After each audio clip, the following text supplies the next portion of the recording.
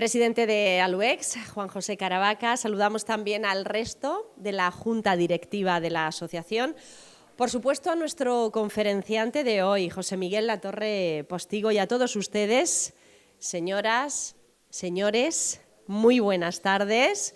Bienvenidos y bienvenidas a la 13ª ya conferencia enmarcada dentro de este ciclo de conferencias Aluex, un proyecto de futuro.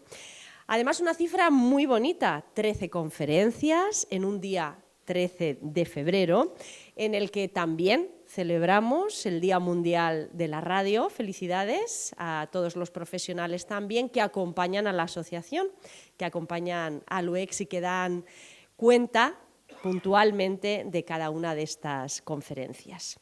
Bien, continuamos nuestra senda de este mes de febrero. Hoy además lo hacemos de la mano de una gran persona, de un gran profesional y de un gran amigo de la asociación, de la mano de José Miguel Latorre, que tanto y tanto ha colaborado y lo sigue haciendo con la asociación, mucho más en tiempos complicados. Por todo ello, José Miguel, y en nombre de todos los socios y socias, muchísimas gracias. Gracias.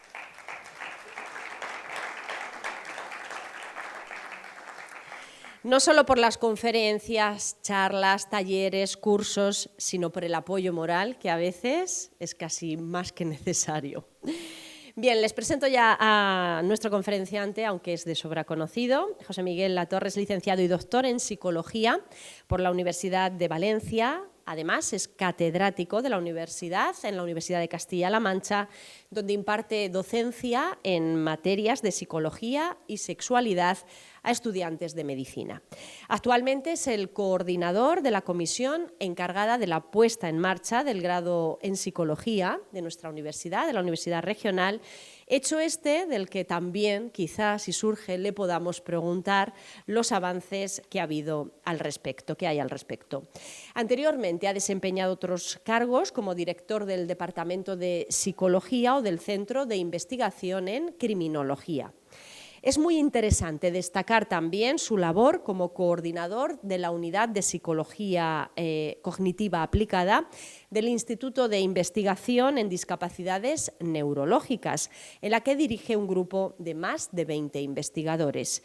Sus líneas de investigación en concreto se centran en el estudio experimental y aplicado de la interrelación entre diversos procesos cognitivos y las emociones, especialmente todo lo relacionado con el estudio de la memoria autobiográfica y actualmente acerca del papel que desempeñan las funciones ejecutivas en el procesamiento emocional.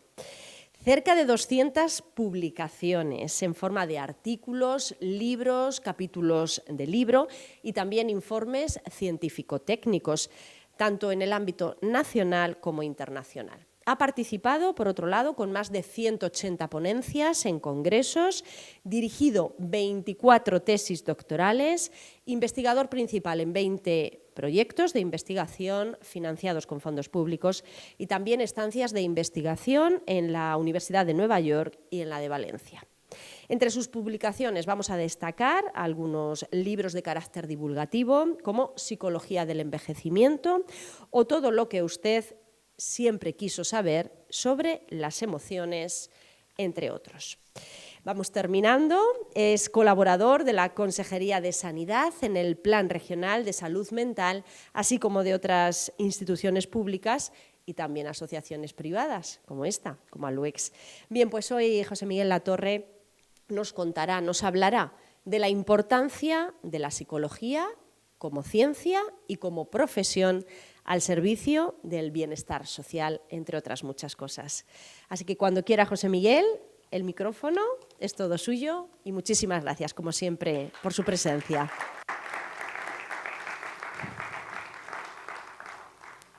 Bueno, pues me voy a poner de pie, si no os importa. Lo primero, pues agradecer de verdad el que me hayan invitado a venir aquí. Para mí es un honor y también esto se mueve, mejor que no me siente. Es un honor y también una gran responsabilidad, porque realmente, claro, yo tampoco es que esté todos los días haciendo conferencias de estas, pero de vez en cuando sí que hago alguna y también suele haber bastante gente, pero hoy me siento especialmente tenso aquí con ustedes, por la responsabilidad que supone la charla y también por la cercanía que tengo con mucha de la gente que está aquí y me gustaría también lo primero, aunque creo que aquí todo el mundo o la mayoría pertenece al UES, pero me gustaría para la gente que no sea de la asociación destacar la gran labor que hace al UES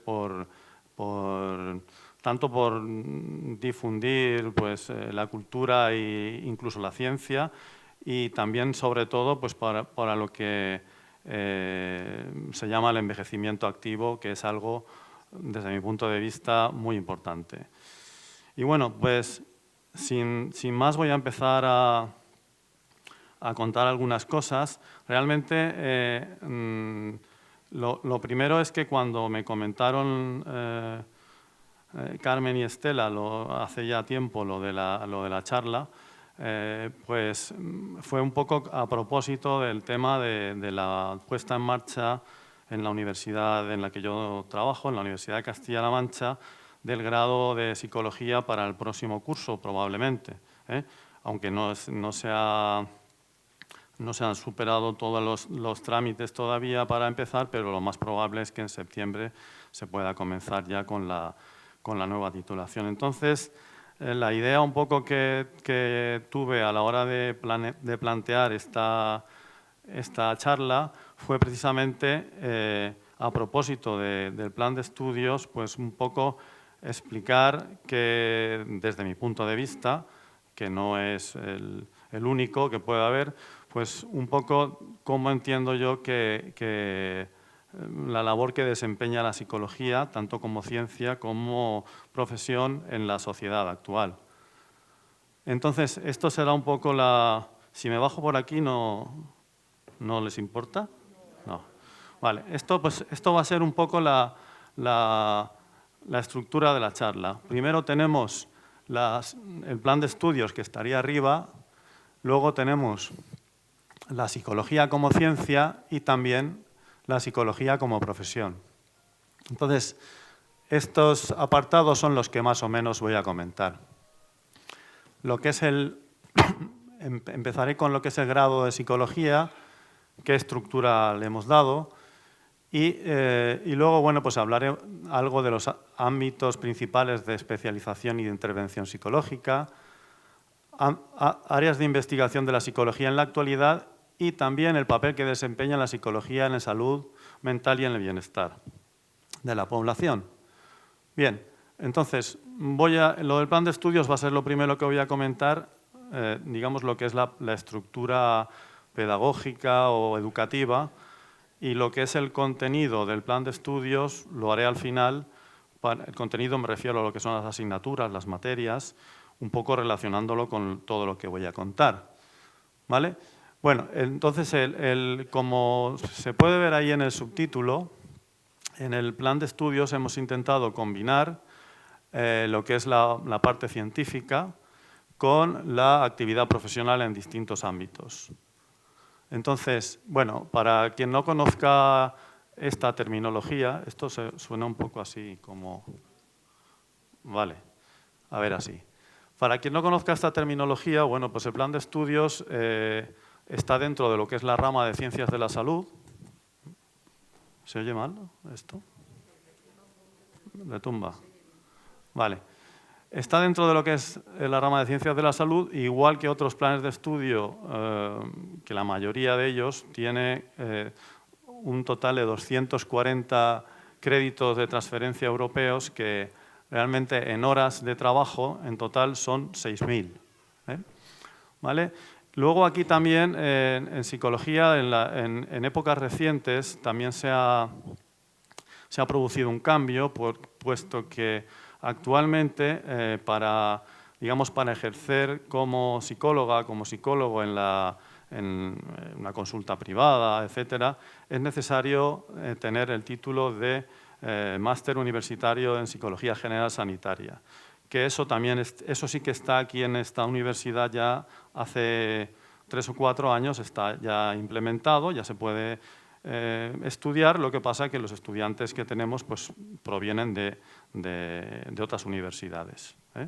Todavía como no tenemos aquí todavía el grado, pues los estudiantes vienen de otro sitio. Y luego, bueno, pues supongo que eso también lo conocerán, que los estudiantes cuando terminan cuando se gradúan también pueden acceder a la formación especializada sanitaria a través de hacer el examen PIR, que es el equivalente a lo del MIR, pero para gente que ha estudiado psicología. ¿Vale? Y luego, bueno, pues las salidas profesionales que tiene, pues cada vez son mayores, pero bueno, pues tiene que ver con los servicios sociales, la educación, en la justicia también, recursos humanos en empresas, sobre todo empresas grandes, en centros sociosanitarios. Y luego, bueno, pues otra de las cuestiones que también ha cambiado últimamente y con lo que estamos teniendo ahora cuando se informa a los estudiantes de bachillerato que vienen a la facultad pues a interesarse, la mayoría van por medicina, pero como también se va a implantar psicología, pues también preguntan, ¿no? Y entonces otra de las cosas nuevas es en cuanto a la formación previa que se pide, pues es más de carácter, digamos, científico, y esas son las asignaturas de la EBAU que les ponderan el doble, es decir, que por las que pueden tener más puntuación para poder acceder a la carrera. Puesto que van a ser 50 plazas al principio y suponemos que la demanda será alta y por lo tanto la nota que tendrán que tener para acceder pues será alta y entonces este tipo de factores serán importantes. Bien, y luego ya lo más importante, que es lo que ya nosotros hemos diseñado, pues después de hablar con distintas personas, tanto de nuestro país como incluso del extranjero, que estaban en centros donde se está impartiendo psicología, pues al final, y aprovechando también digamos, la experiencia que tenemos en la Facultad de Medicina con el plan de estudios y con la forma de enseñar, pues entonces hemos desarrollado un plan que tiene como una base importante lo que se llama aprendizaje por problemas, que ahora comentaré en qué consiste. También hemos incluido un amplio programa de prácticas externas que a diferencia de otros centros, pues incluye 2 cursos académicos y con un rotatorio. Es decir, en la mayoría de universidades las prácticas las hacen solamente en un sitio, en una empresa o en un centro sanitario, pero en uno solamente. Aquí vamos a hacer como mínimo 2 sitios distintos, uno en tercero y otro en cuarto, para que tengan en tercero será más pues por ejemplo, en centros de servicios sociales o centros educativos, y en cuarto ya más en salud mental, en el hospital, etc. ¿Vale? Y luego, bueno, también hay está ya empezando a funcionar una clínica psicológica dentro de la propia universidad para también poder hacer prácticas allí. Y luego, bueno, pues tenemos un especial interés en el desarrollo de actividades prácticas y de laboratorio. Bien, para quien no lo conozca esto, el aprendizaje basado en problemas realmente bueno, es un método de enseñanza y de aprendizaje sobre todo, que parte de la idea de que los estudiantes pues, tienen que, digamos, autogestionarse y autoaprender, a buscar información, trabajar en grupo, etc. Entonces, no para todas las asignaturas, pero una parte importante de ellas se va a intentar hacerlas de esta manera. Es decir, pues imagínense, en vez de llegar yo aquí a clase a hablar sobre determinado tema, pues preparo un problema que suele costar bastante, aunque ya hay un catálogo de problemas por ahí preparado y disponible, preparo un problema, lo traigo a clase y empezamos a trabajar con ese problema. Se presenta el problema. ¿Qué es lo primero que se hace? Identificar lo que sabemos, lo que nos hace falta saber y nuestras ideas. Claro, depende si el problema se estudia, es en primero nada más empezar, pues saben pocas cosas. Pero si es más adelante ya saben más cosas. Pero lo que no saben pueden buscarlo, ¿vale? Luego se define el enunciado del problema, se reúne, se determina el mejor conjunto de soluciones, se generan posibles soluciones, se reúne y comparte información, se presenta la solución, se hace un informe final sobre el problema y al final se evalúa, ¿vale? Esto es un trabajo fundamentalmente con grupos pequeños de entre 6 y 8 estudiantes y es un trabajo fundamentalmente autónomo que el profesor lo que hace es, digamos, como de guía en ese trabajo, asesorarlos, de vez en cuando se trabaja con cada grupo, etc. Entonces es un poco un sistema muy parecido al que se está utilizando aquí en medicina, pero aplicado en psicología. Bien, aquí he puesto 3 ejemplos de problemas definidos para que vean más o menos cómo es. Por ejemplo, tenemos problemas basados en situaciones clínicas. Por ejemplo, manejo de los efectos psicológicos del rol de cuidador en el entorno familiar, con el enfermo de Alzheimer, ¿vale? Esto se haría, pues, por ejemplo, en asignaturas de intervención psicológica, en ámbitos sociales y comunitarios, que hay una asignatura así, o en una asignatura optativa en la que está la parte esta de gerontología, etcétera, ¿vale? Luego, problemas relacionados con la evaluación psicológica y el diagnóstico. Pues esto sería probablemente en alguna asignatura de las que hay de diagnóstico y evaluación. Sería evaluación psicológica del déficit de atención y de la hiperactividad y sus implicaciones en el contexto educativo. Bueno, esto es una definición general. El problema está desarrollado con datos del contexto de la persona, familiares, etcétera. Y luego también los problemas también sirven para formulación de hipótesis y planteamiento de experimentos en clase. Como por ejemplo, las personas mayores, el envejecimiento hace que las personas mayores piensen de forma diferente. Cuando se habla de pensamiento se refiere, pues eso, a la forma de razonar, si se es más creativo o menos creativo, ¿vale? Entonces, ese sería un problema que se podría plantear para que los alumnos lo solucionase, ¿vale? Hasta aquí está. Vale. Bueno, y luego, la otra cosa que he comentado es el amplio programa de prácticas externas en 2 cursos y luego, bueno, pues también vamos a aprovechar la experiencia que hay en la facultad y también en algunas otras, en la Facultad de Medicina me refiero, y también en algunas otras facultades de psicología que también hacen esto ya, es la utilización para la evaluación de las prácticas externas y para la evaluación de algunas asignaturas de los últimos años, el examen clínico objetivo estructurado, que con las siglas son ECOE.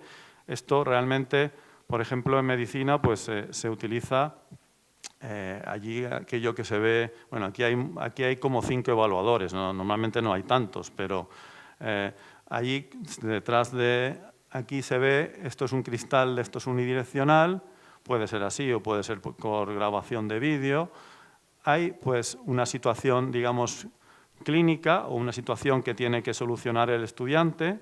Por ejemplo, pues una persona que ha venido a consultarle sobre algún problema, le tiene que hacer algunas pruebas o tiene que hablar con ella.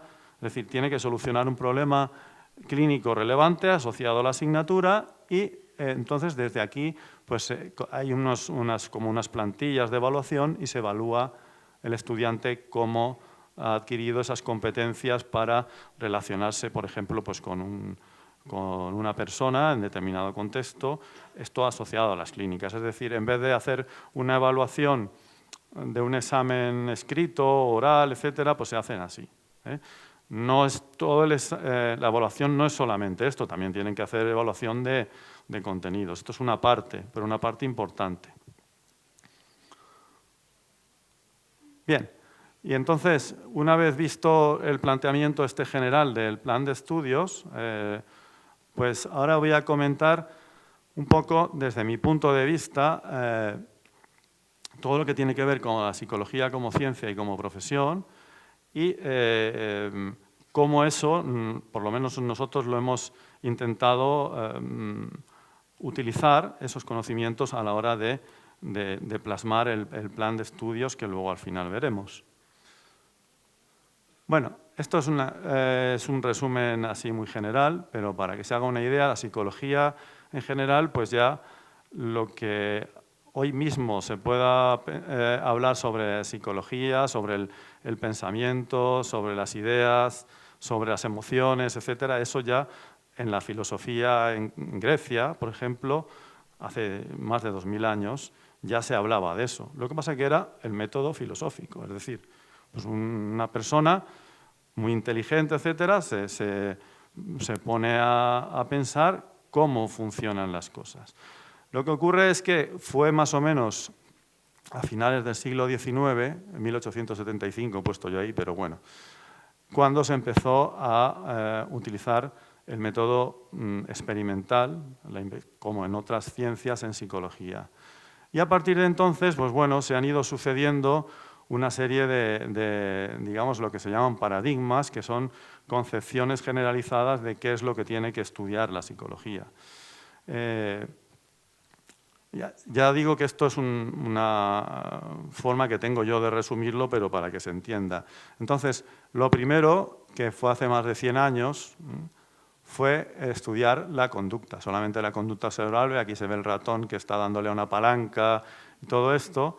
Es decir, se hicieron muchos estudios, eso es lo que se llamó en su momento el conductismo, pero bueno, ya fue en años posteriores, en torno a, después de la Segunda Guerra Mundial, en los años 50, ya coincidiendo con el inicio de la aparición ya de lo que podemos llamar la cibernética, los ordenadores que no tienen nada que ver con los que hay ahora, apareció el estudio de lo que se llama la cognición, que está ahí reflejado, pues eso, con una cabeza, las piezas que tiene, es decir, cómo pensamos, cómo recordamos, cómo interpretamos lo que ocurre a nuestro alrededor, pero no solamente las cuestiones más conscientes, sino también cómo funciona nuestra mente de manera inconsciente. Porque, por ejemplo, cuando percibimos esta pantalla, pues lo percibimos inmediatamente, sin tener conciencia de por qué lo estamos percibiendo, sino que realmente directamente ya percibimos la pantalla. Entonces, en nuestra mente no solamente son procesos conscientes, es decir, aquello que yo me doy cuenta que estoy pensando o estoy sintiendo, sino que hay muchas más cosas que ocurren en la mente y que a partir de esa época se empezaron a investigar. Luego veremos algún ejemplo. Y luego ya más recientemente, a finales del siglo pasado, fue cuando apareció con mucha fuerza la neurociencia, sobre todo por el desarrollo de técnicas de lo que se llama neuroimagen, que seguro que todo el mundo ha oído hablar alguna vez de la resonancia magnética o incluso le han hecho alguna. Lo que pasa es que lo que se utiliza para esto es lo que se llama resonancia magnética funcional, por ejemplo, que es una técnica que lo que permite hacer es, al mismo tiempo que se está desarrollando una actividad, pues por ejemplo solucionando un problema, recordando algo, haciendo una operación mental, se está registrando qué zonas del cerebro se están activando. Esa es uno de los ejemplos de otras muchas más técnicas que hay hoy en día. Eso se ha desarrollado mucho y hoy en día ya hay técnicas muy portátiles que permiten estar detectando qué está ocurriendo en el cerebro al mismo tiempo que estamos haciendo cualquier actividad. Pues, por ejemplo, con una cosa que nosotros llamamos una diadema, que se pone ahí encima y que eso detecta la actividad eléctrica cerebral y permite saber, no con exactitud, pero mediante cálculos matemáticos, pues las áreas que se están activando y cómo pasa la información de un sitio a otro. ese tipo de investigaciones, pues lo que ha hecho es que actualmente pues, la psicología abarca todo esto que vemos aquí. La conducta, por supuesto, se sigue estudiando. Sobre todo, actualmente lo que se registra son muchos registros fisiológicos, pero también otro tipo de conductas, respuestas que se dan a preguntas o respuestas en cuanto en un ordenador, etcétera. La cognición, por supuesto, y también todo lo que tiene que ver con el cerebro, como ahora luego veremos. Bien, yo ahora voy a ver cómo voy de tiempo. Vale, ahora voy simplemente a comentar algunos ejemplos, nada más. Son ejemplos que yo conozco más directamente de los millones de ejemplos que podría haber de investigaciones, etcétera. ¿Vale? O sea, que no piense nadie que esto es todo lo que hay, ni mucho menos. ¿Vale? Esto es lo que yo más conozco y entonces por eso hablo de esto. Esto sería lo primero. Bueno, seguro que todo el mundo ha experimentado alguna vez esto de que estar, por ejemplo, haciendo algo, ¿no? Estoy haciendo algo, iba a hacer algo y de repente se me ha olvidado qué es lo que iba a hacer. Seguro que a todo el mundo le ha pasado alguna vez. ¿Vale? Bien, ¿eso con qué tiene que ver? Pues tiene que ver con que si esta parte de aquí, fijaros, esto de aquí es la información que nos entra, ¿no? La vista, el oído, el tacto, nos entra mucha información todo el rato, aunque no nos demos cuenta de ella. ¿Vale? Y luego todo esto de aquí son todo lo que tenemos almacenado en nuestro cerebro, que son muchas cosas. Las cosas que nos han pasado, los nombres de las cosas, imágenes, eso lo tenemos todo almacenado, el lenguaje. Y existe una parte aquí central que es lo que podríamos llamar la memoria de trabajo, que realmente lo que hace es coger la información que viene de fuera, almacenarla, la que nos interesa al mismo tiempo que estamos haciendo alguna operación mental. Pero claro, todo eso se tiene que hacer de forma rápida. Por ejemplo, si yo ahora dijese que hay que 4 números, ¿vale? Voy a decir 4 números. 6, 7, 2, 3. A ver, ¿quién me los quiere decir al revés? Al revés, al revés. Bien. Son 4 y es fácil, ¿eh? Pero si vamos aumentando números ya cuesta un poco más. ¿Por qué? Porque al mismo tiempo que tengo que mantener aquí los números, tengo que hacer esa operación mental. Entonces, ¿qué pasa? Pues que, por ejemplo, cuando estamos prestando atención a muchas cosas al mismo tiempo, aunque no nos demos cuenta, que eso a veces pasa, son cosas que hay en el exterior o también pensamientos que tenemos, que los tenemos ahí. Tengo que hacer esto, no sé qué, estaba pensando tal, estaba viendo la tele. Es decir, esas cosas que se mezclan ahí, todo eso está dando vueltas. Entonces, claro, la capacidad que tenemos de manejar todo eso no es tan grande.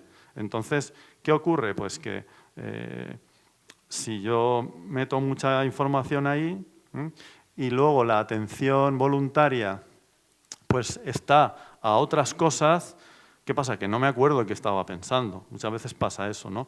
Es como si, por ejemplo, una persona que tiene problemas de tipo de algún trastorno perceptivo, que tiene dificultades para la lectura, pues se pone a leer y lee muy despacio. ¿Qué es lo que va a pasar? Pues que probablemente cuando llegue a 5, 6, 7 palabras ya no se acuerde de la primera. Para yo poder leer bien la frase, pues necesito leer a cierta velocidad. Tampoco hace falta leer muy rápido, pero a cierta velocidad para que esa información entre, la pueda procesar, lo relacione con lo que ya tengo. Todo eso lo hace el cerebro sin que nosotros nos demos cuenta. ¿Vale? Entonces, bueno, cuento todo esto porque actualmente, esto ya se sabía hace tiempo, pero actualmente se está también trabajando para ver estos procesos qué papel tienen en las emociones, ¿vale? Porque para esto que hemos comentado está claro, pero, por ejemplo, cuando estamos muy nerviosos y tal, que todo el mundo sabe que, pues eso, en esos momentos no se razona igual de bien, ¿qué papel desempeña todo esto? ¿Vale? Bueno, pues ese sería un ejemplo. Esto es un ejemplo de cosas que nosotros estamos haciendo y por eso lo comento. Este sería otro que, claro, este lo he puesto porque yo sé que mucha gente ha oído hablar de esto, del mindfulness y todo esto, ¿no? El mindfulness es una técnica que desarrollaron no hace demasiado tiempo, bueno, ya el tiempo pasa volando, ya a finales del siglo pasado se empezó a hablar de esto. Pero es una técnica que se puede ver aquí con el dibujo este, pues que digamos que la idea está en todo eso que estaba comentando antes, que tenemos así dándonos vuelta por la cabeza, por la mente, estoy pensando en esto, estoy pensando en lo otro, ahora qué voy a hacer con no sé qué, ¿vale? Intentar quitarlo, como se ve ahí. Esta persona está haciendo como quitarlo, ¿no? ¿Eso se puede hacer? Sí, pero requiere una práctica. Todo el mundo puede, seguro, que pensar, por ejemplo, en una actividad tan sencilla como es lavarse los dientes. Alguna vez, si queréis, probáis a lavar los dientes solamente notando la sensación de lavar los dientes, el sabor de la pasta, cómo el cepillo toca con nuestra boca, todo esto, que parece una tontería, pero no, hay gente que, vamos, yo mismo, a veces estoy lavándome los dientes, estoy viendo no sé qué, o con el móvil en la mano. O sea, quiero decir que, aunque esté hablando de esto, no quiere decir que yo... Pero realmente el sentido de mindfulness es ese, tiene control atencional, es decir, yo me presto atención a eso, a que me estoy lavando los dientes, solamente a las sensaciones que tengo. Tiene regulación emocional, porque yo también, por ejemplo, puedo ser capaz de manejar la respiración, la relajación, etcétera, que seguro que eso lo han oído. Y luego también la autoconciencia, porque si yo estoy notando la sensación del cepillo de dientes o la sensación de la pasta, eso es autoconciencia también. Igual que puede ser autoconciencia de la respiración o de cómo me siento, etcétera, que muchas veces tampoco lo tenemos. Bien, bueno, es una técnica que se utiliza, ha demostrado ser útil para algunos problemas, para otros no tanto. Realmente eso más o menos es así.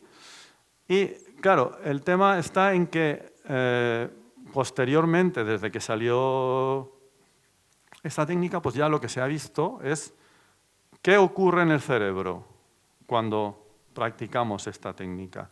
Bueno, estas son todas las áreas, esto es un cerebro visto así seccionado y aquí esto es visto de forma lateral, ¿vale? Pero, ¿qué es lo que ocurre con esto? Pues que el entrenamiento en mindfulness produce cambios funcionales en el cerebro, es decir, esas zonas que están implicadas en cada uno de esos aspectos se producen cambios.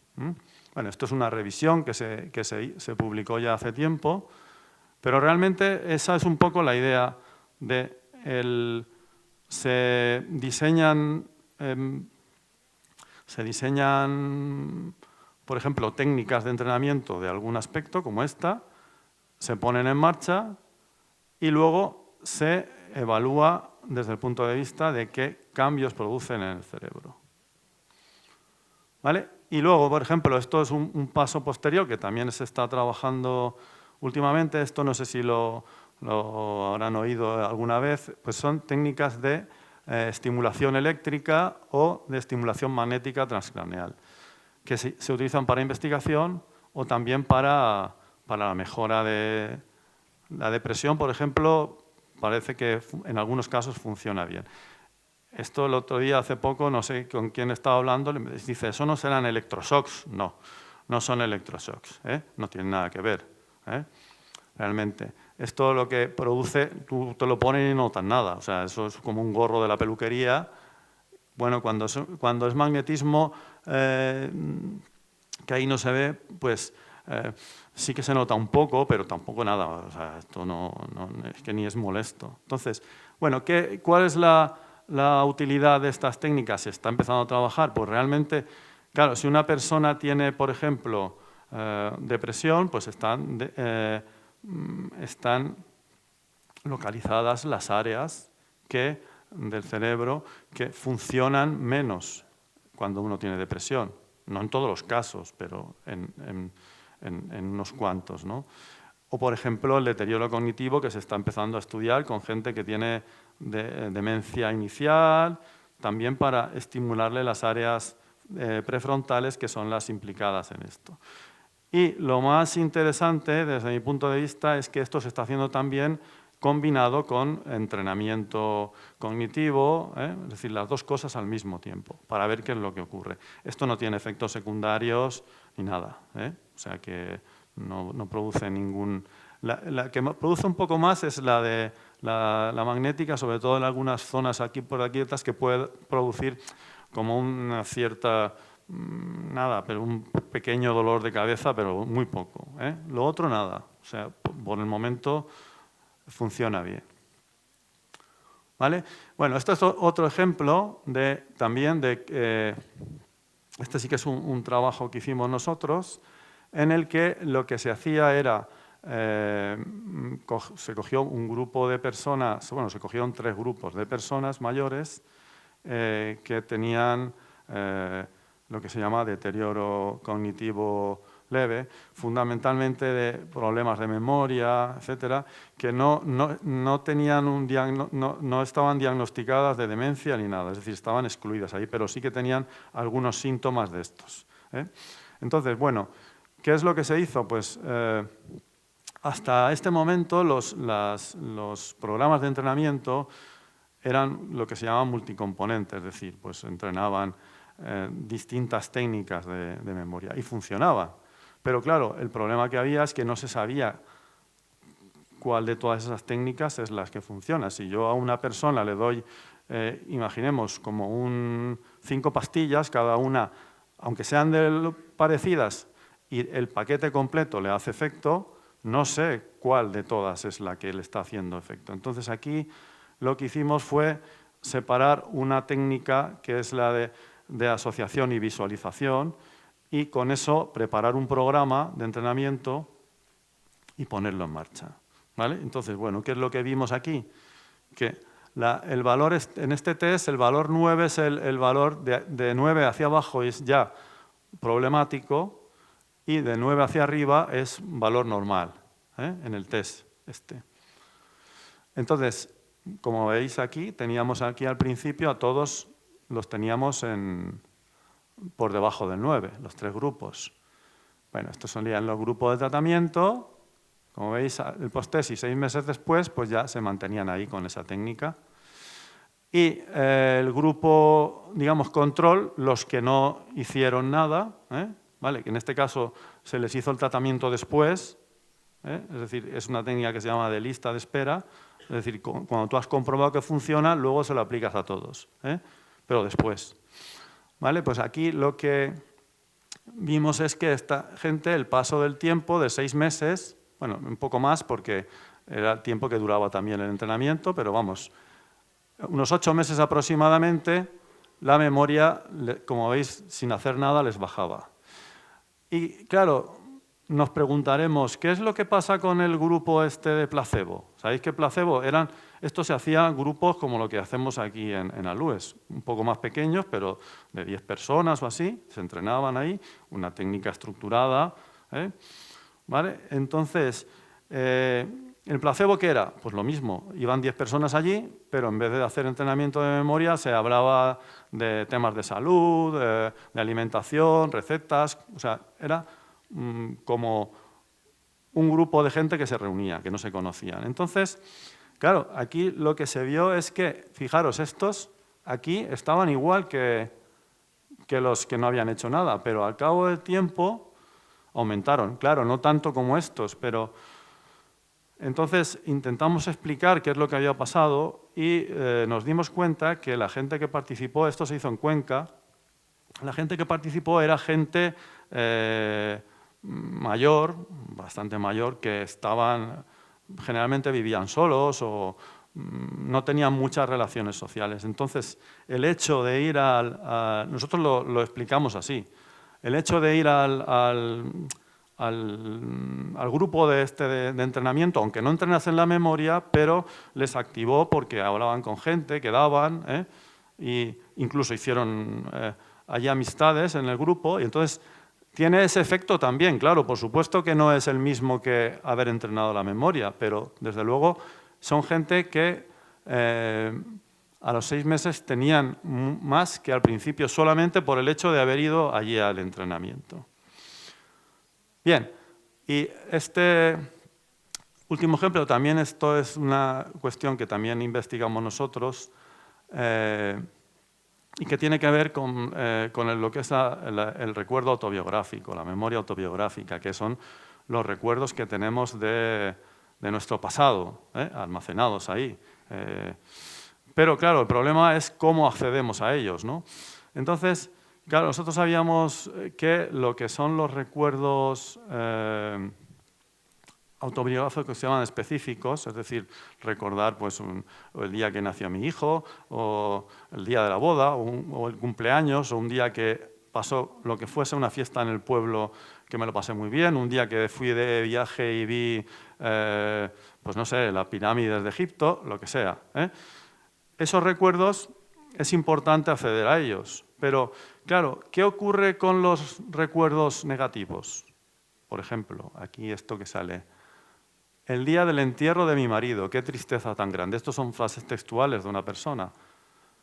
¿Qué pensáis? ¿Que eso es bueno acordarse o es malo? Es bueno, ¿Malísimo? Bueno, a ver, no hay... Bien, pues, claro, nosotros al principio decíamos, esto de recordar, porque, claro, está visto que quien tiene dificultades para recordar esas cosas, tanto las buenas como las malas, eso está más asociado con depresión y con estos problemas que quien tiene esa capacidad de acordarse de lo bueno y de lo malo. Pero decíamos, oye, y es que si entrenamos solamente recuerdos buenos, oye, vamos a intentar que recuerdes cosas buenas de tu vida y tal. ¿Qué va a pasar, no? Con la gente, si van a acceder también a los recuerdos negativos. Eso va a ser un problema. Y entonces, bueno, fijaros, esto es una mujer, creo que eran 79 años, que tenía depresión, y entonces esto fue antes de hacerle el entrenamiento. Esto se hace con unas palabras clave, que, por ejemplo, infeliz. A ver, ¿qué recordamos de infeliz? Y ella decía, infeliz he sido mucho. Ya está. He sido muy infeliz, en general. O, ¿cómo fue tu infancia? Fatal, muy negativo todo. ¿Vale? Entonces, esa misma persona, luego entrenada, cuando le preguntas infeliz, te dice, el día del entierro de mi marido, qué tristeza tan grande. Ha pasado de algo así muy genérico a algo más concreto. Pero, ¿qué pasa si yo me quedo aquí? Pues pasa lo que ocurre en la depresión. Infeliz he sido mucho. Y eso me lleva a pensar que he sido una persona desgraciada, que nada me ha ido bien, es decir, ese tipo de generalizaciones negativas que son redes mentales que tenemos, que de esta manera, no, porque aquí yo solamente me acuerdo de ese día, pero no ha sido infeliz toda mi vida. ¿Vale? No sé si lo habéis entendido esto. Bueno, pues esto es otro tipo de investigación que ha dado lugar pues, también al desarrollo de una técnica de intervención y bueno, que seguimos también trabajando con esto actualmente, pues ya con el tema de qué áreas del cerebro se activan cuando se recuerdan estos acontecimientos específicos, tanto positivos como negativos. Bien, Y ya no yo creo que me estoy entreteniendo mucho. Pero bueno, yo no... Es que yo me suelo enrollar mucho. Vale, bueno, en cualquier caso, aquí he hecho una selección porque, claro, yo de lo que he hablado es de lo que yo más, de la investigación de lo que yo más conozco. Pero hay otras muchas más cosas dentro de la psicología. Pues, por ejemplo, la psicología social, que es la que estudia pues, lo que son los procesos psicológicos, pero relacionados pues, con el hecho de estar en grupo, de cómo nos influye la sociedad y muchos aspectos de este tipo. La psicopatología, pues, que es la que se encarga de estudiar pues, los trastornos mentales, cuáles son sus bases y todo esto. Los procesos psicológicos, que es esto más lo que estaba yo comentando, pues la memoria, el lenguaje, la atención, la percepción, el razonamiento, la creatividad, cómo percibimos la música, los colores, todo eso. La neurociencia, bueno, pues ya lo hemos visto alguna cosa. También la personalidad y las diferencias, porque realmente esto que estaba comentando antes, pues también hay diferencias de unas personas a otras. Tanto en esto que he comentado de la memoria de trabajo, como en lo de los recuerdos específicos, como en todo lo demás. Y también tenemos la psicología evolutiva, pues que es la que estudia cómo cambian las funciones psicológicas a lo largo de la vida, desde que somos pequeños hasta pues el envejecimiento. Bueno, y a mí siempre me gusta, siempre me ha gustado desde que estuve en la facultad, porque tuve un profesor de historia, de historia de la psicología, que le gustaba mucho todo esto de la bibliometría y todo, y que es analizar siempre pues las revistas. Es decir, claro, ¿qué es lo que se hace en la psicología actualmente? Yo estoy en lo mío, no me entero de las demás cosas que se hacen, pero he hecho digamos, el ejercicio de coger una revista que se llama, bueno, está ahí el nombre en inglés, pero es como Revisión Anual de Psicología. Es una revista, un libro realmente, que se publica todos los años, es muy conocido y muy citado, en el que aparecen como revisiones de temas, no son artículos de investigación concretos, sino que son revisiones, generalmente hechas por expertos, de temas de interés en ese momento. Este es el que acaba de salir en enero del 2023, para que veáis un poco los temas que hay. Por ejemplo, este título, Sobrevivir siendo negro, racismo sistémico y no sé qué. Vale. Otro que tiene que ver con el dormir. Esto sí que lo conozco yo un poco más y tiene que ver con los estudios que se están haciendo ya actualmente, muchos, para estudiar bien qué es lo que ocurre cuando dormimos a la hora de procesar la información, la memoria, etc. Como veis ahí, se sigue estudiando la percepción, la visión humana de los objetos, esto que os comentaba de la memoria de trabajo, el envejecimiento cognitivo-social, esto ahora luego comentaré también algo sobre este tema, porque es uno de los temas, digamos, centrales en la psicología, sigue siéndolo, lo que se llama la autocompasión, una de las fortalezas, que luego también hablaré sobre eso. El tema del género, ¿vale? Aquí, por ejemplo, es qué ocurre con el ajuste del género en las carreras estas de ciencia, tecnología, ingeniería y matemáticas. ¿Qué son las teorías de la conspiración desde el punto de vista de la psicología social, en este caso, y de la psicología del cambio climático también. La oncología, que también está muy de moda, la psicooncología, lo que es la emoción en las organizaciones, en el trabajo, el orgullo como otra de las fortalezas y la resiliencia. Fijaros, hay tres que tienen aquí que ver con el tema de las fortalezas, que luego os hablaré un poco de eso. Bien, y como ciencia aplicada, bueno, pues no me gustaría pasar a nada más sin comentar algo que seguramente todo el mundo conoce. Claro, yo esto ya lo había estudiado y tal, pero me sorprendió mucho y me puse a hacer fotos cuando estuve en Nueva York, en la isla de Ellis, que no sé si alguien ha estado allí, pero bueno, es la isla donde llevaban a los inmigrantes y les hacían allí, los tenían un tiempo y hacían como una especie de selección, ¿no? Dentro de esa selección que hacían, pues también estaba la zona de los test mentales. Realmente los test mentales, aquí tenemos, por ejemplo, uno muy antiguo, pues mientras voy hablando, a ver si quieren ir mirándolo a ver. Bueno, pues los test mentales se vienen utilizando desde hace muchísimo tiempo y han tenido también su controversia. Pero bueno, hoy en día los test son una herramienta que se utiliza en psicología indispensable a la hora de evaluar pues, gran cantidad de aspectos, ¿no? Bueno, los test se basan normalmente pues, en este tipo de... Los test más tradicionales, pues en este tipo de cuestiones así de razonamiento, ¿no? Pues aquí tenemos algo muy sencillo, este es distinto, y aquí, pues bueno, aquí lo que al final pasa es que hay uno que no es simétrico, si lo doblamos así no es igual. ¿Vale? ¿Lo han visto ya? Bien. Bien, y una cosa... Esto sí que es una cuestión que voy a comentar yo, pero que es, digamos, una idea mía, ¿vale? Y es que, desde mi punto de vista, la psicología, desde que yo empecé a estudiar, siempre me ha dado la impresión de que ha estado interesada por los problemas sociales o por las cuestiones sociales más, digamos, más preeminentes, ¿no? ¿Vale? Por eso he puesto el ADN de la psicología.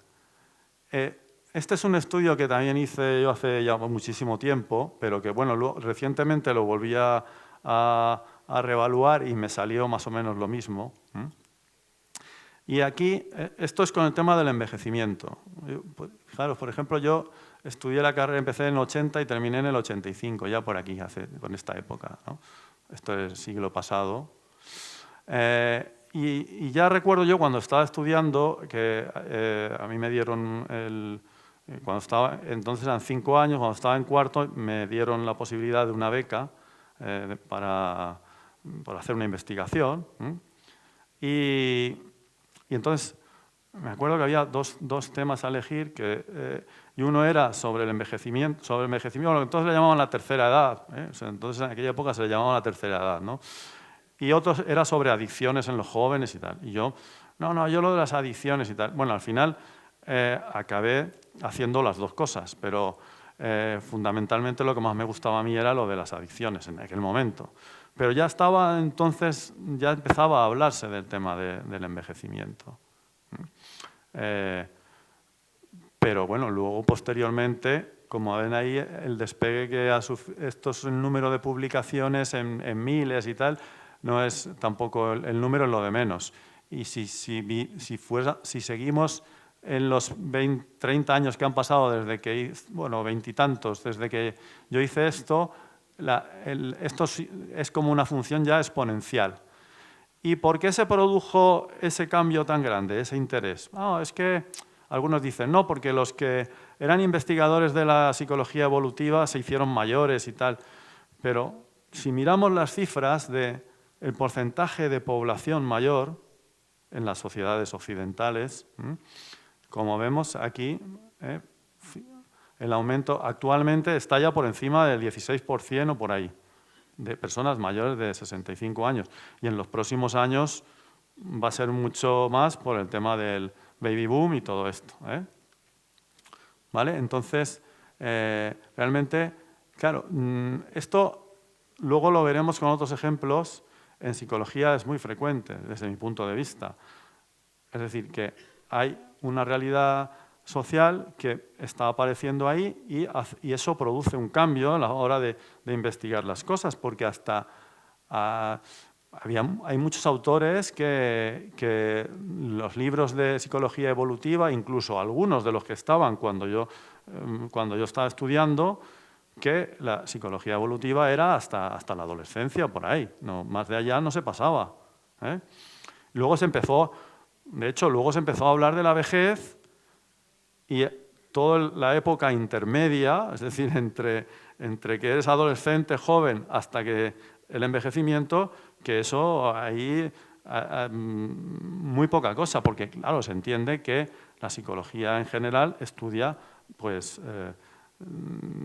las personas adultas, pero eso no es así porque también ocurren cosas, cambios a la hora de una persona que tiene 30, 40, 50, 60 años y no ha llegado todavía a lo que se considera el envejecimiento.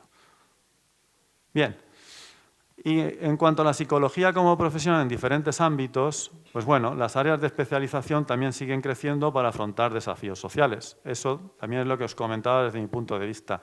Por ejemplo, aquí lo que he puesto son las divisiones que tiene el Colegio Oficial de Psicología. Está la división académica, la de actividad física y deporte, trabajo de organizaciones y recursos humanos, educativa, jurídica, intervención social, clínica y salud, psicoterapia, tráfico y seguridad vial, psicología de la salud, neuropsicología clínica, igualdad de género, emergencia y catástrofes. Estas dos últimas son como áreas, todavía no son una división, pero bueno, si nos vamos a la de Estados Unidos, que es la más grande del mundo en cuanto a divisiones, pues tienen muchas más. Pero bueno, para que os hagáis una idea de la cantidad de especializaciones que hay ya a nivel profesional en psicología. Quizá esta es la más conocida, la psicología clínica. Mucha gente, cuando le preguntan qué es la psicología, pues dice eso, pues cuando vas al psicólogo porque tienes algún problema, o realmente esto es una parte de la psicología. Y bueno, esto también ha cambiado mucho en los últimos tiempos. Primero porque se hace mucho hincapié en lo que se llama el transdiagnóstico. ¿Qué es eso? Pues que ya no es un diagnóstico, porque en salud mental no es como cuando tienes, no sé, te rompes una pierna o algo así, que tiene diagnóstico, pues tal hueso está roto y hay que ponerle una placa y...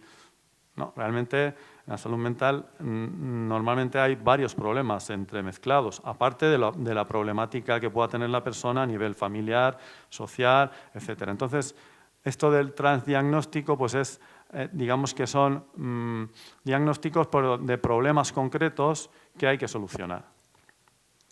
Luego, ¿qué es lo que funciona cuando alguien va a una consulta del psicólogo? Pues lo primero que funciona es lo que se llama la relación terapéutica.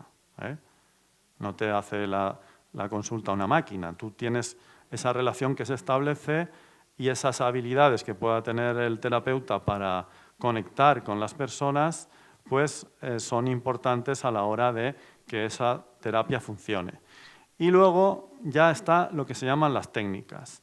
Y en eso es en lo que se ha avanzado bastante actualmente, es en lo que se llama psicología basada en la evidencia, que se basa en el mismo modelo que se utiliza en medicina, es decir, si una persona tiene cáncer de determinado tipo, pues no le ponen ahí a hacerle lo que se le ocurre al médico, sino que realmente eso cada vez está más personalizado. ¿Y por qué ponen este tratamiento? Porque se sabe por ensayos clínicos que se han hecho que eso, para ese tipo de problema funciona. ¿Y qué pasa cuando una persona tiene un cáncer que es muy raro y todavía no existe nada? Pues entonces probablemente hay veces que hay ensayos experimentales, que seguro que eso lo han oído también alguna vez. Pues este modelo más o menos empieza a ser parecido. Es decir, aunque esto es diferente, pero empieza a ser parecido porque ya existen catálogos con respecto a qué técnicas se deben emplear para cada problema.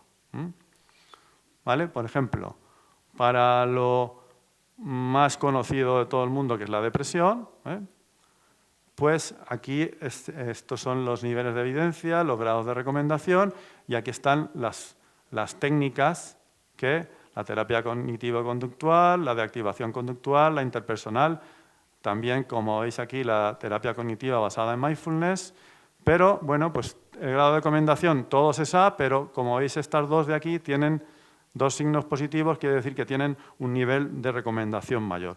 Lo cual no quiere decir que no se puedan emplear otras. Por ejemplo, yo aquí os he puesto dos ejemplos de problemas de estos para las clases y tal, pero que son problemas reales. Uno de ellos es Sam, un adolescente de 15 años, que era el capitán de su equipo de fútbol, pero una pelea inesperada con otro compañero llevó a sus padres a consultar a un psicólogo. Bien, claro, puede decir uno, una pelea nada más, eso es una tontería. A veces una pelea puede tener, digamos, puede ser un síntoma o tener un significado concreto después, ¿no? Bien, fue diagnosticado de trastorno depresivo tras mostrar un aumento de los síntomas durante 3 meses anteriores y, bueno, le llegaron a recomendar una psicoterapia interpersonal para adolescentes, que es esta que hemos visto aquí. ¿Vale? ¿Por qué? Pues bueno, porque, como veis ahí, tuvo varios retos recientes de su vida familiar y sentimental y llevaron al terapeuta a recomendar ese tipo de psicoterapia. A lo mejor se podría haber recomendado otra. Luego, las que están aquí en estos catálogos, las variaciones tampoco son muy importantes. Lo importante es que haya se haya estudiado previamente con ensayos clínicos que esos tratamientos funcionan para ese problema, por lo menos en algunos. Bueno, y este sería otro caso, ¿vale? Estaban relacionados con problemas matrimoniales de sus padres y dificultades académicas sociales, y aquí se eligió la terapia cognitivo-conductual. Esto es solamente un resumen. Claro, esto sería el problema de los problemas estos que os he comentado. Habría que llegar a esa conclusión. ¿Por qué? Pues bueno, faltan muchos datos. Bien, y luego otra cosa es que se analizan los problemas sociales. Se abordan problemas que afectan al bienestar social, como el suicidio, el COVID, la asistencia psicológica en atención primaria, también son algunos ejemplos. Pero esto es otra revista, pero esta es una revista ya más de tipo profesional. Se llama Papeles del psicólogo y es el último número que se publicó a finales del año pasado. Es una revista que edita el Colegio de Psicólogos y los artículos pues son, digamos, están escritos por profesionales, tal, pero no son como los otros que hemos comentado, son más muchas veces con temas profesionales, etcétera, o también temas de fondo, pero que pueden ser de interés para el profesional más que para el académico. Entonces, bueno, estos son los títulos de los artículos de este número. El primero, al que ahora me referiré, Conducta suicida en adolescentes a revisión, creando esperanza a través de la acción. Bien, es un estudio sobre el tema del suicidio que seguro que habéis oído que está desafortunadamente de moda, por llamarlo de alguna forma. Pero luego hay 2 artículos, uno, digamos, en contra del otro, el segundo y el tercero, que tienen que ver con el tema de la disforia de género, que también ha estado muy de moda por el tema de la transexualidad, etcétera, ¿vale? Y luego, por ejemplo, pues aquí vemos uno sobre los trastornos mentales y responsabilidad criminal en el Tribunal Supremo. Es decir, es un estudio sobre todos los, pues unos cuantos trabajos sobre cómo afecta, cuando llegan al Supremo, las sentencias en las cuales la responsabilidad se ha visto, digamos, de alguna forma limitada por el tema del trastorno mental. Bueno, luego hay otros más ahí por ahí, pero vamos. Entonces, por ejemplo, este es el del suicidio. Actualmente hay muchísima gente en psicología investigando esto. ¿Por qué? Porque es un tema, quiero decir, de actualidad. Aquí esto desde ahí no se ve, pero yo sí que lo puedo comentar. Los datos son muy parecidos. Están hechos, este está hecho con 6.000 jóvenes de 15 años o por ahí, y aquel con 3.500. ¿Vale? Empezando por lo de arriba, pues hay un 3,7% aquí y un 4,6% en este otro estudio, este es el general de toda España, que ha intentado quitarse la vida alguna vez, un 4,6%. Pero hay un 20% prácticamente aquí que dice que ha deseado estar muerto. O un 26,7% en el otro caso, que dice que ha sentido que la vida no merece la pena. Y deseado estar muerto, pues igual, 18,7%, son datos muy parecidos, ¿vale? Esto, bueno, esto también hay que decir que ha pasado siempre. Lo que pasa es que los datos de salud mental, como ahora veremos, pues actualmente son peores que hace unos años. Por ejemplo, el tema del COVID. El COVID ha dado grandes, digamos, ríos de literatura científica en psicología y en otras disciplinas, por supuesto. ¿Qué cosas se han estudiado? Pues todo, desde la intención de vacunarse. Este es un artículo que salió en la revista Nature, que es una revista muy conocida, en una sección que tiene de psicología, y es cuando aún no se había desarrollado las vacunas, o cuando se estaban desarrollando, cuando nos decían que iba a haber vacunas, pero aún no estaban. Esto son la intención de, cuando esté la vacuna, es intención de vacunarte. No sé si eso os lo preguntasteis en algún momento. Pues, como vemos aquí, en rojo es los que definitivamente no se iban a vacunar, en amarillo los que probablemente no, y luego los que están en azul probablemente sí o claramente sí. Bueno, como vemos, en Líbano, un valor muy bajo, en Pakistán también, así vamos, en Francia, fijaros aquí, Estados Unidos, si sumamos estos, pues es un porcentaje ahí de gente que no se quería vacunar, pero en España también, 21,6%. Lo que pasa es que los que no eran un 11,3%. ¿Vale? Bueno, también se ha estudiado mucho el tema del miedo al COVID. Y eso ha salido muchísimos artículos y trabajos durante los tiempos estos de la pandemia, las secuelas psicológicas del confinamiento también, y se sigue estudiando. Y actualmente pues también hay mucha gente trabajando ya en lo que es el COVID persistente o en las secuelas psicológicas no del confinamiento, sino del propio COVID. Para la gente que lo ha pasado, que estuvieron hospitalizados y todo esto. Bueno, y este es el tema de la salud mental, que también lo habrán oído seguramente un montón de veces en los últimos tiempos. Esto que se ve en las gráficas, que es un indicador de salud mental claro, es el consumo de psicofármacos en España, desde 1992 hasta 2021, que son los últimos datos que tenemos. Bueno, son datos que tenemos que están en la página web del Ministerio de Sanidad, en la Agencia Española del Medicamento, ahí los puede ver cualquiera. Estos son dosis diarias de fármacos por cada 1.000 habitantes. En total hay 186,8 dosis diarias por cada 1.000 habitantes. Eso es el equivalente a casi un 19% de personas que consumen a diario alguno de estos fármacos. Como se puede ver, todos han aumentado. Lo que pasa es que los que más han aumentado han sido los antidepresivos, porque esto, claro, en épocas estas anteriores es que prácticamente todavía no estaban los antidepresivos los más modernos, pero bueno, todos los fármacos en general, como se puede ver, llegamos a la situación actual en este momento. Esto no solamente es la problemática del consumo, sino también el gasto que supone. Bien, y bueno, pues en relación con esto, recientemente se ha publicado un estudio que ha analizado todo lo que estaba publicado en relación con la terapia de la depresión y se ha visto que la terapia cognitivo-conductual, esta que os he comentado antes, y también otras, pero fundamentalmente la terapia cognitiva conductual, que sería el círculo este gordo, pues es más eficaz que el tratamiento farmacológico, sobre todo a largo plazo. ¿Vale? Antes se decía, la terapia combinada, es decir, tomar fármacos y terapia, es lo más eficaz, pero se ha visto que para la depresión, por lo menos aquí lo que sale, es que no es más eficaz que la terapia cognitivo-conductual.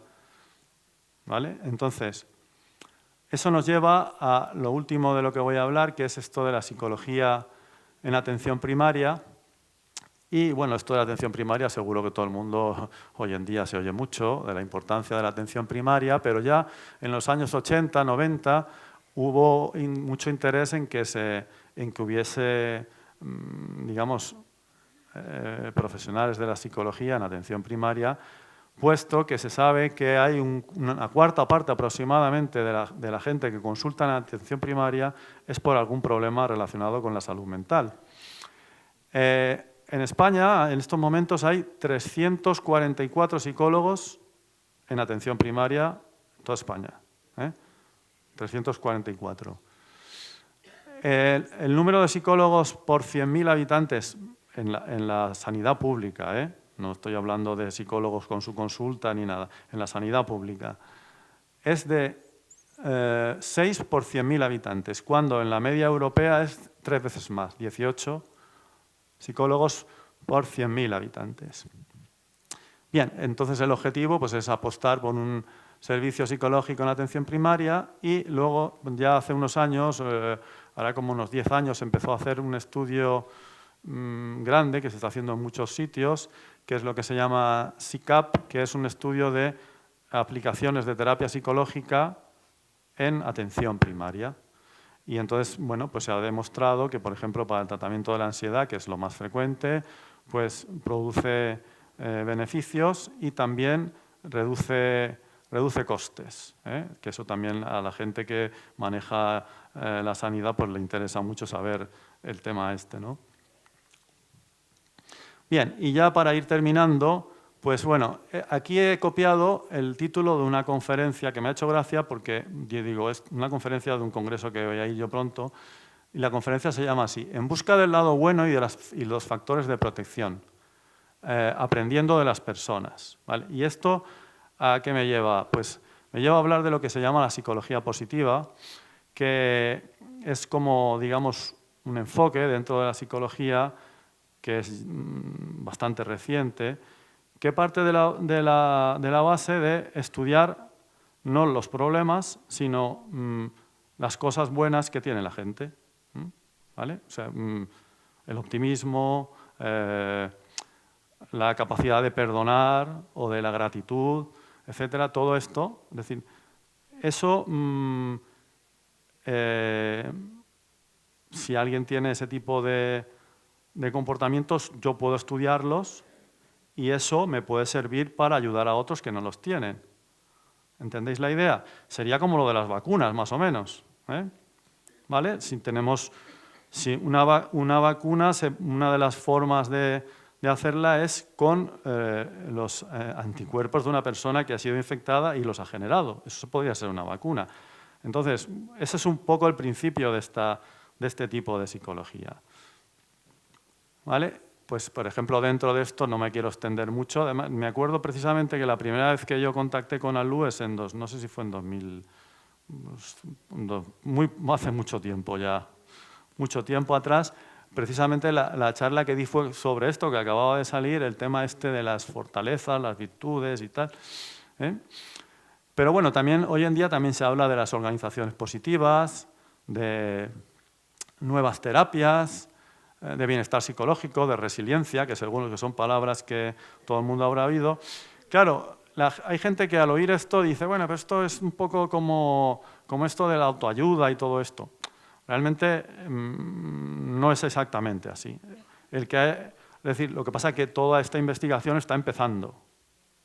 Y como está empezando, pues hay cosas que ya se saben y otras que no. Entonces, es un planteamiento, digamos, general. Bueno, esto sería lo de las virtudes y fortalezas que las estableció este autor, Seligman. Y bueno, pues tiene ahí como sabiduría y conocimiento, valor, amor, humanidad, justicia, templanza, trascendencia. Y luego algunos ejemplos de fortalezas, pues la inteligencia emocional, social, el perdón, la gratitud, la compasión y la autocompasión y el liderazgo. Si recordáis lo que he puesto antes de la revista esta de investigación, allí salía pues, el tema de la autocompasión, creo que también salía algo de resiliencia, es decir, son temas que actualmente se están estudiando. Y ya para terminar, bueno, pues después de ver todo esto, cuando hemos hecho el plan de estudios, aparte del planteamiento educativo que os he comentado antes, lo siguiente es qué asignaturas o sobre todo qué materias se van a incluir y bueno, pues estas son las que se han incluido. una materia de psicología, historia, ciencia y profesión, procesos psicológicos básicos, lo que os he comentado, la memoria, la emoción, el pensamiento, el lenguaje, todo esto, la parte biológica de la conducta, el tema de la psicología social, las bases sociales, la psicología del ciclo vital y de la educación, también métodos de investigación, diversidad humana, personalidad, psicopatología, evaluación, diagnóstico psicológico, intervención y tratamiento, las prácticas académicas estas que os comentaba en 2 años, unas asignaturas optativas que son también ámbitos de aplicación de la psicología, de todos estos que hemos visto aquí, y luego pues el trabajo fin de grado. Y luego, bueno, pues recordar, la idea es esa, aparte de la ciencia y de la profesión, el aprendizaje por problemas y lo del examen clínico. Y muchas gracias, y ahí tenéis mi dirección de correo por si alguien quiere que le conteste algo. Muchas gracias.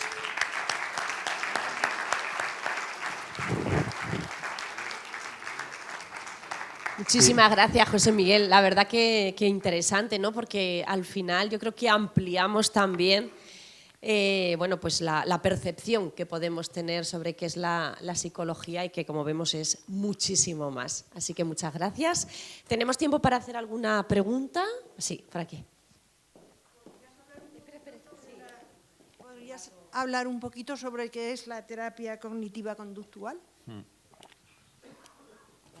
Sí, la terapia cognitiva conductual tiene como 2 partes. Una que podríamos decir de activación conductual, lo mismo que la otra. Es decir, por ejemplo, tú piensas en una persona que está deprimida. ¿Qué es lo que le pasa normalmente? Pues está en su casa, está deprimida, como se suele decir, pero que está ahí sin hacer nada, generalmente. Generalmente tiene lo que se llama rumiación, que es estar pensando y dándole vueltas a problemas, a recuerdos negativos. Entonces, la terapia cognitivo-conductual tiene una parte que trabaja con esos pensamientos para, digamos, lo que sería detectar determinadas irracionalidades, generalizaciones, etcétera, y trabajar con ellas y ver de dónde pueden venir. Y luego la parte conductual, que tiene que ver fundamentalmente pues eso, con hacer actividades gratificantes, que es la base fundamental del buen funcionamiento humano, es el realizar actividades gratificantes, algo que nos haga sentirnos bien, etcétera. Entonces, realmente la activación conductual sería que tú dejas de estar ahí en casa dándole vueltas y entonces te implicas en actividades en la medida de lo posible, con unas pautas. Y luego la parte esta es pues precisamente eso, detectar algún tipo de pensamiento erróneo. Por ejemplo, ya hay técnicas concretas como esto que he comentado hoy aquí, que se basa en los recuerdos, pues igual de entrenamiento de determinadas errores a la hora de pensar que se pueden tener en esas situaciones. No es fácil, pero es eso en lo que consiste. Es decir, tiene la parte cognitiva de trabajar con el pensamiento en la consulta y luego también tiene una parte de pautas de actividades para hacer poco a poco, etcétera. ¿Vale?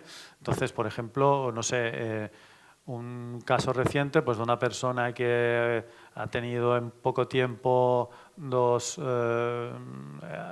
ha perdido al marido y después de estar un montón de tiempo cuidándolo y luego al poco tiempo murió también su madre, pues una persona que está deprimida.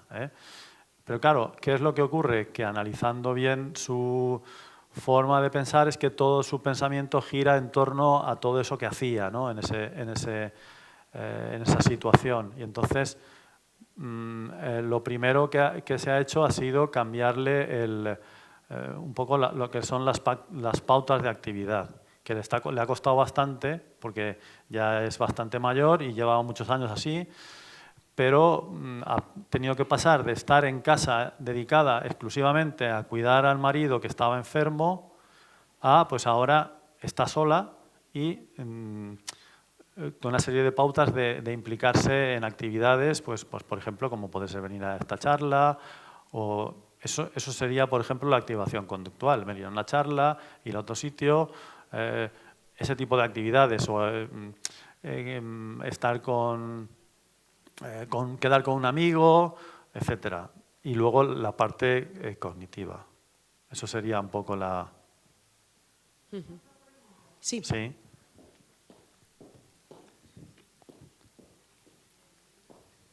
Has hablado de que la depresión ahora se trata con esas dos técnicas que has dicho, como en las corrientes eléctricas Sí. bajas. ¿Eso se está haciendo ya? Bueno, eso... Un momento, espera un sí, momento. Y entonces, la serotonina, que toda la vida se ha dicho, ¿dónde se queda? Y si sustituiría al tratamiento farmacológico. A ver, en principio nada sustituye a otras cosas. La terapia esta de estimulación eléctrica se ha visto que funciona en algunos casos de depresión que son resistentes al a otros tipos de tratamiento. Por el momento solamente, es decir, con esto se hace más o menos así. Es decir, si tú hay un tratamiento que funciona,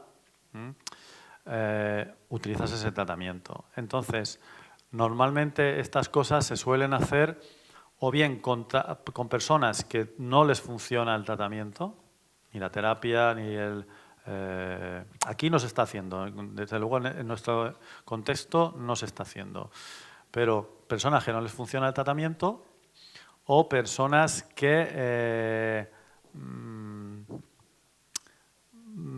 sí, que no les funciona el tratamiento ni de un tipo ni de otro. Eso sería un poco con las que se empieza a hacer. Y luego, cuando ya la técnica está un poco más asentada, que ya ha mostrado utilidad, entonces se empieza ya a utilizar combinada con otras técnicas que ya había. ¿Vale? Entonces, por ejemplo, una persona tiene depresión, se le aplica la técnica que se sabe que funciona, que por ejemplo sería terapia cognitivo-conductual, y al mismo tiempo esto, para ver si, digamos, tiene un valor superior en cuanto a eso. No se le pone a la gente, es igual que el tema de los ensayos clínicos, de los fármacos y todo esto. Entonces, generalmente suele ser así. Entonces, a nivel experimental, normalmente estas cosas las solemos hacer con gente a la que se le induce el estado de ánimo de tristeza temporalmente, mediante una película, etcétera, y entonces se prueban ahí esas técnicas, tanto esta como otras.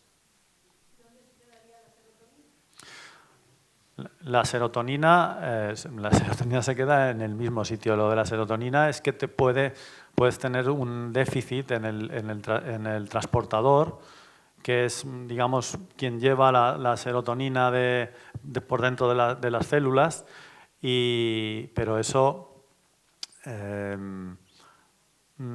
tampoco está tan demostrado que haya una relación directa entre la serotonina y la depresión, porque recientemente se ha puesto incluso en duda el tema del tratamiento farmacológico con los inhibidores de la recaptación de serotonina.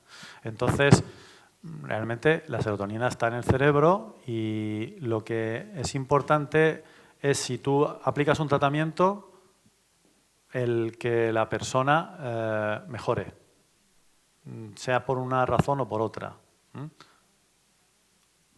Última pregunta, muy rápida. Es que me he entretenido mucho yo, me tenéis que perdonar, ¿eh? A ver, José Miguel, una pregunta, una consulta no médica. Creo recordar que desde el 2008 estás con nosotros, tú, Juan Pedro, las chicas. Sí. Nos tenéis, digamos, de una u otra forma controlados. Sí. A la vez nos vamos haciendo mayores. Sí.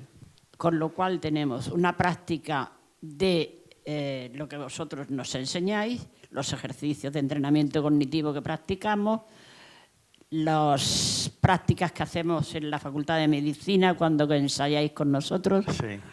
Entonces, en todos estos años, a pesar de ser mayores, tú encuentras que nuestra psicología, nuestra mentalidad aumenta o disminuye con los años, se entorpece uno con los años, o son convenientes, muy convenientes creo, esos ejercicios que hacemos de entrenamiento cognitivo y sobre todo de convivencia? Sí, bueno, totalmente convencido de que eso es necesario. El entrenamiento cognitivo es lo que hace que el cerebro se mantenga, ¿eh? Ya creo que ya lo he comentado alguna vez que he estado allí en una charla y tal, pero hay gente que después de fallecer han analizado su cerebro y tenía todos los síntomas de Alzheimer y no había manifestado ningún tipo de problema cuando estaba viva, con muchos años, ¿eh? Por ejemplo, en un estudio que se llama Estudio de las Monjas, ahí eso lo hicieron. ¿Y eso con qué tiene que ver? Precisamente con eso, con que el hecho de mantenerse activo mentalmente, que no solamente es digamos, esto de hacer ejercicios, sino también esto que comentábamos, el ir a hablar con otras personas, es decir, el tema afectivo y todo esto es muy importante también para un buen funcionamiento mental, las dos cosas, el entrenamiento cognitivo y también la interacción social que produce el hecho, pues eso, de ir a un programa de estos o a una charla como aquí y luego tomarte algo con la gente. Es decir, son las dos cosas. No es lo mismo hacer uno en su casa ejercicios con el móvil, que también está bien, que ir a hacerlos en otro contexto. Entonces, porque ahí tiene los dos aspectos. Entonces, yo veo aquí a la gente de maravilla, como siempre, ¿eh? No, pues ya he comentado, ahora estoy yo un poco más tranquilo, pero al principio estaba un poco, porque es una gente muy fácil de convencer de nada, ¿eh? Bueno, muchísimas gracias. Muchas gracias. Bueno, gracias, Carmen. Pertinente el comentario, la pregunta. Vamos a pedir a nuestro presidente, por favor, a Juan José, y José Miguel también, si nos puede acompañar delante, si se quiere quitar ya el micrófono. Sí, mejor. Ah, sí, perfecto. Nada, ahora lo apagamos sin problema. Juan José, ahí delante, sí, efectivamente. Bueno, pues un gesto, ¿no? Un detalle con el que agradecer la participación de José Miguel en la conferencia de hoy.